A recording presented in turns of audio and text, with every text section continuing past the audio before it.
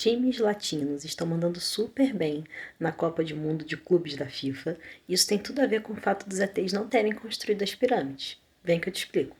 Essa professora de história descabelada que vos fala estava até pouco tempo corrigindo provas cujo tema central era etnocentrismo e racismo, e de repente tudo fez sentido. Existem algumas tentativas de justificar o mau rendimento de times europeus nesse campeonato, dizendo que eles estão cansados porque eles jogaram muito, porque tá quente, etc, etc, etc.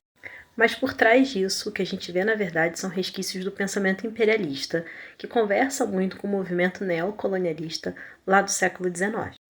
Nessa época circulavam ideias de que o homem branco europeu era cientificamente, entre muitas aspas, superior aos demais seres humanos e que isso justificaria a dominação por parte dessas potências europeias em relação aos outros lugares do mundo, como a África e a Ásia. Isso gerou uma corrida desenfreada para que se colonizassem esses países da África e da Ásia, e a gente vive até hoje consequências muito sérias desse movimento. O movimento de colonização, de neocolonização que aconteceu no século XIX é um movimento tanto racista quanto etnocêntrico, e a gente vê o resquício desse tipo de pensamento até hoje, principalmente quando ainda há insistência em desmerecer as conquistas que são realizadas abaixo da linha do Equador. E é aí que entram os ETs. Você provavelmente já ouviu aquela teoria da conspiração de que as pirâmides, tanto da África como as que foram construídas pelos povos originários aqui na América, não teriam sido feitas por essas pessoas. Por quê? Porque seria impossível essas pessoas, tidas como inferiores dentro do pensamento europeu e etnocêntrico e branco, terem construído coisas tão fenomenais. Então vão dizer que foram os ETs que construíram. Agora sim, ninguém vai dizer que o Coliseu foi construído por ETs, né?